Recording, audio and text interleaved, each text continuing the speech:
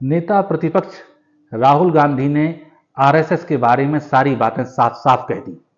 उन्होंने कहा कि अगर आरएसएस के हेड सरसंघचालक ये कहते हैं कि आज़ादी 1947 में नहीं आई, 15 अगस्त 1947 में नहीं आई, तो ये देश की आज़ादी का अपमान है और जो व्यक्ति ऐसी बात कहता है वह गद्दार है। और अगर ये किसी और देश में ऐसा कोई बयान देता अपने देश की आज़ादी के खिलाफ तो उस व्यक्ति को अरेस्ट कर लिया जाता और उसके ऊपर मुकदमा चलाया जाता। असल में राहुल जी जो बात आरएसएस के बारे में आज 2-4 शब्दों में या 2-4 वाक्यों में कह रहे हैं उसकी पूरी तहकीकात करने की जरूरत है। 1925 में आरएसएस की स्थापना हुई थी, आज हम 2025 में बैठे हैं। इन 100 साल में आरएसएस ने क्या देश के लिए कुछ किया? क्या देश की आज़ादी के लिए कुछ किया? क्या स्वतंत्रता संग्राम के लिए कुछ किया? स्वतंत्रता सेनानियों का साथ दिया या उनका विरोध किया? इन सब बातों को जानना बहुत जरूरी है। तो हम सबसे पहले बात शुरू करेंगे डॉक्टर हेडगेवार से। हेडगेवार जी ने ही 1925 में आरएसएस की स्थापना की थी, लेकिन उसके पहले 1920-21 में जब महात्मा गांधी देश में आए और उन्होंने पहला असहयोग आंदोलन शुरू किया, पूरे देश की जनता उमड़ पड़ी, करोड़ों लोग जेल में गए। उस समय हेडगेवार भी एक कांग्रेसी की हैसियत से जेल गए। आपको लगेगा बड़ा अच्छा काम हेडगेवार जी ने किया, लेकिन इसके बाद उन्होंने दूसरा काम शुरू किया। जहां नेहरू जी, सरदार पटेल, मौलाना आजाद, सुभाष चंद्र बोस ऐसे बहुत से नेता जेल में जाकर यातनाएं झेल रहे थे, परेशानियां भुगत रहे थे और उनका इरादा इस बात का मजबूत होता जा रहा था कि वो आज़ादी की लड़ाई में और बढ़ चढ़कर हिस्सा लेंगे। वहीं हेडगेवार जी ने इसका ठीक उल्टा किया। हेडगेवार जी ने काम यह किया कि जेल का जो जेलर था उससे दोस्ती बना ली और वहां बड़े मजे से रहे। और जो एक किताब है, बड़ी मशहूर सी किताब है, मैं उसका जिक्र कर दूं, स्वतंत्रता आंदोलन और आरएसएस, शमसुल इस्लाम साहब ने यह किताब लिखी है। उसमें इस प्रसंग का वर्णन है कि हेडगेवार वहां रहकर जब रहे जेल में तो वहां खा पी कर मोटे हो गए और इस मोटे होने की पड़ताल ऐसे पता चली कि जब वो जेल से रिहा होने लगे कुछ महीने बाद, तो जो कपड़े पहन के वो जेल में आए थे वो उन्हें टाइट होने लगे थे। तो कपड़ों के टाइट होने से ये पता चलता है कि वहां हेडगेवार आराम से रहे, उनने जेलर से दोस्ती की और उसके बाद मोटे होकर बाहर निकले। सिर्फ वो मोटे तगड़े होकर बाहर नहीं निकले, उनने दूसरा काम यह भी किया कि गांधी के रास्ते पर और कांग्रेस के रास्ते पर तो लाठियां खानी पड़ेंगी, खून बहाना पड़ेगा, मेहनत करनी पड़ेगी, घर बर्बाद करना पड़ेगा, तब आजादी मिलेगी, तो मैं कांग्रेस को ही छोड़ देता हूं। इसलिए उस जेल से निकलने के बाद हेडगेवार ने कांग्रेस छोड़ दी और फिर 1925 में उन्होंने राष्ट्रीय स्वयंसेवक संघ अर्थात आरएसएस की स्थापना की। आरएसएस की स्थापना के बाद आइए तो 1930-31 में महात्मा गांधी ने आजादी का दूसरा सबसे बड़ा सविनय अवज्ञा आंदोलन शुरू किया। सविनय अवज्ञा आंदोलन में भी हजारों लाखों की संख्या में लोग जेल गए। पूरा देश उमड़ रहा था आजादी की लड़ाई के लिए। उस समय तक आरएसएस की स्थापना के 6 साल हो चुके थे, लेकिन राष्ट्रीय स्वयंसेवक संघ ने उस आंदोलन में शामिल होने से इनकार कर दिया। तो अपनी स्थापना के बाद जो पहला बड़ा आंदोलन देश में आजादी के लिए हुआ, सविनय अवज्ञा आंदोलन, आरएसएस उससे बाहर हो गया। 1931 का एक दूसरा वाकया भी आप याद कर लीजिए। यही वह समय था जब सरदार भगत सिंह जेल में बंद थे और उनका उपवास चल रहा था। तो उनसे मिलने जेल में पंडित जवाहरलाल नेहरू गए। पंडित नेहरू और सुभाष चंद्र बोस ने भगत सिंह के समर्थन में बड़ी बड़ी रैलियां और सभाएं की, लेकिन आरएसएस ने सरदार भगत सिंह के समर्थन में एक भी शब्द बोला हो तो इसका प्रमाण आरएसएस के लोग देश के सामने सार्वजनिक कर दें, क्योंकि ऐसा उन्होंने कुछ भी किया ही नहीं। अब आते हैं तीसरे आंदोलन पर। 1942 में भारत छोड़ो आंदोलन हुआ। पूरी दुनिया जानती है कि भारत छोड़ो आंदोलन भारत की आजादी की बुनियाद खड़ा करने वाला आंदोलन था। पूरा देश आंदोलित हो चुका था, बूढ़े, बच्चे, जवान, महिलाएं सब आंदोलन में भाग ले रहे थे। लेकिन 1942 में एक बार फिर राष्ट्रीय स्वयंसेवक संघ ने कहा कि वो भारत छोड़ो आंदोलन में शामिल नहीं होगा। ये इनका इतिहास है।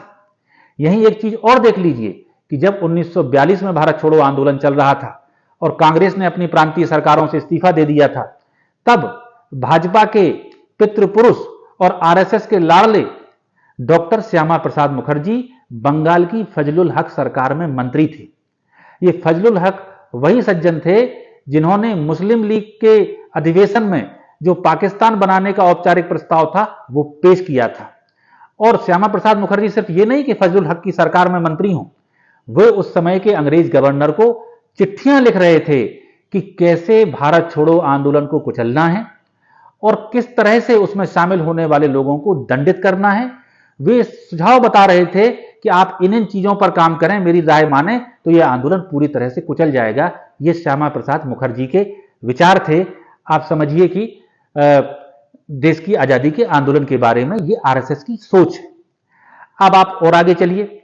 आरएसएस वालों के मुंह से आप कभी कभी ये किस्सा सुनेंगे कि महात्मा गांधी हमारे यहां आए थे और उन्होंने हमारी बड़ी तारीफ की थी। सच्चाई यह है कि सितंबर 1947 में इन आरएसएस के बुलावे पर महात्मा गांधी आरएसएस के कार्यक्रम में गए, लेकिन वहां जाके उन्होंने ये कहा कि आरएसएस एक फांसीवादी संगठन है।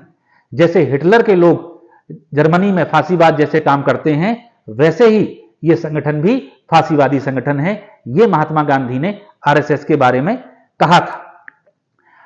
और अगर आप उस समय की जो महत्वपूर्ण किताबें पढ़ें, उनमें पढ़ेंगे तो महात्मा गांधी के जो निजी सचिव थे प्यारे लाल जी, उन्होंने पूर्ण आहुति किताब लिखी है।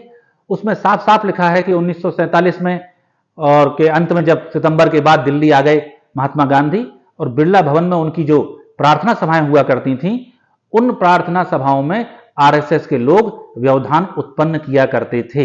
ये प्यारे लाल जी ने पूर्ण आहुति में लिखा है। बात यहीं तक नहीं है। 30 जनवरी 1948 को जब राष्ट्रपिता महात्मा गांधी की हत्या कर दी गई तो उसका सबसे बड़ा आरोप आरएसएस के ऊपर लगा और इसीलिए तत्कालीन गृह मंत्री लौह पुरुष सरदार वल्लभ भाई पटेल ने 4 फरवरी 1948 को आरएसएस के ऊपर प्रतिबंध लगा दिया और बड़े पैमाने पर आरएसएस के लोगों की गिरफ्तारियां की गई। बात इतनी ही नहीं है, और आगे चलिए। जब ये गिरफ्तारियां हो गई तो श्यामा प्रसाद मुखर्जी, जो स्वयं उस समय तक सरकार में मंत्री बन चुके थे, उन्होंने बार बार सरदार पटेल से यह आग्रह किया कि आप आरएसएस के लोगों को छोड़ दो, हिंदी महासभा के लोगों को छोड़ दो। तब मैं डेट और तारीख के साथ आपको बताता हूं कि जब ये फरियाद लगातार कर रहे थे तो सरदार पटेल ने श्यामा प्रसाद मुखर्जी को 18 जुलाई 1948 को सरदार पटेल ने श्यामा प्रसाद मुखर्जी को पत्र लिखा और यह कहा कि अभी महात्मा गांधी हत्याकांड की जांच चल रही है, इसलिए मैं बहुत ज्यादा बात नहीं कहूंगा, लेकिन जो रिपोर्टें मुझे प्राप्त हुई हैं उससे मुझे इस बात में कोई शक नहीं है कि इन दोनों संगठनों अर्थात आरएसएस और हिंदू महासभा और विशेषकर आरएसएस ने देश में ऐसा माहौल उत्पन्न किया जिसके कारण महात्मा गांधी की हत्या हुई है। तो यह बात स्वयं सरदार पटेल ने आरएसएस के बारे में कही है। और मैं जहां तक आपसे कहूं तो पंडित नेहरू का बहुत साफ साफ कहना था कि आरएसएस एक षड्यंत्रकारी संगठन है। ये जो कहता है वो करता नहीं है। और अगर उन्हीं के मुहावरे में कहें तो अगर आरएसएस का कोई व्यक्ति ये कहे कि मैं पूरब दिशा में जा रहा हूं तो उससे आप अधिकतम इतना ही अनुमान लगा सकते हैं कि उसे पूरब दिशा के अलावा बाकी 3 दिशाओं में खोजना चाहिए। तो आप ये देख सकते हैं कि पंडित नेहरू ने, सरदार वल्लभ भाई पटेल ने क्या कहा आरएसएस के बारे में, पटेल की क्या भावना थी, श्यामा प्रसाद मुखर्जी ने किस तरह 1942 के आंदोलन के आंदोलनकारियों को दबाने कुचलने की बातें कही, कैसे वो एक ऐसे व्यक्ति की सरकार में मंत्री रहे बंगाल में जिसने खुद पाकिस्तान का प्रस्ताव पेश किया था। और आप देखिए कि किस तरह से आरएसएस ने 1942 के भारत छोड़ो आंदोलन का स्वयं भी विरोध किया था। तो इसलिए आज जो बात राहुल गांधी जी कह रहे हैं उस बात को बहुत गंभीरता से जानने की जरूरत है और इस विचारधारा से जो पिछले 100 साल से हिंदुस्तान में मौजूद है इससे मुकाबला करने की बहुत ज्यादा जरूरत है, क्योंकि इस देश के मूल लोकतांत्रिक मूल्य हैं, इस देश के मूल्य गांधी, अंबेडकर और नेहरू के मूल्य हैं। यह देश सर्वे भवन्तु सुखिनः सर्वे सन्तु निरामयाः सर्वे भद्राणि पश्यन्ति मा कश्चित् दुःखभाग् भवेत्, इस भावना में यकीन करता है, ना कि आरएसएस की उस भावना में जो षड्यंत्र के आधार पर काम करना चाहती है, जिसको सरदार पटेल गांधी जी की हत्या के लिए आरोपी मानते थे। तो आज जो बात राहुल जी ने कही है वह समझ लीजिए। धीरे धीरे हम आपको और भी बहुत सी सच्चाइयां बताएंगे कि आरएसएस देश विरोधी है या देशभक्त है। धन्यवाद।